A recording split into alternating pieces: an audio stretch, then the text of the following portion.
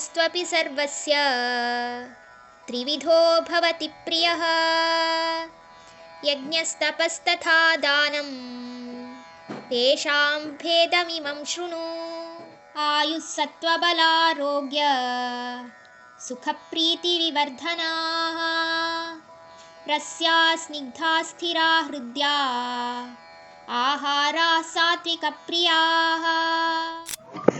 ಹೇಗೆ ನಂಬಿಕೆ ಮೂರು ಪ್ರಕೃತಿಯ ಗುಣಗಳ ಅನುಸಾರವಾಗಿ ವಿಭಿನ್ನವಾಗಿ ಮೂರು ರೀತಿಯಲ್ಲಿ ಇರುತ್ತೋ ಅದೇ ರೀತಿ ನಾನು ನಿನಗೆ ಈ ಆಹಾರ, ಧ್ಯಾನ ಮಾಡೋದು, ದಾನ ಮಾಡೋದು ಮತ್ತು ಯಜ್ಞ ಮಾಡೋದು ಇವುಗಳನ್ನು ಪ್ರಕೃತಿಯ ಗುಣಗಳ ಅನುಸಾರವಾಗಿ ಹೇಳ್ತೇನೆ, ಕೇಳಿಸ್ಕೊ.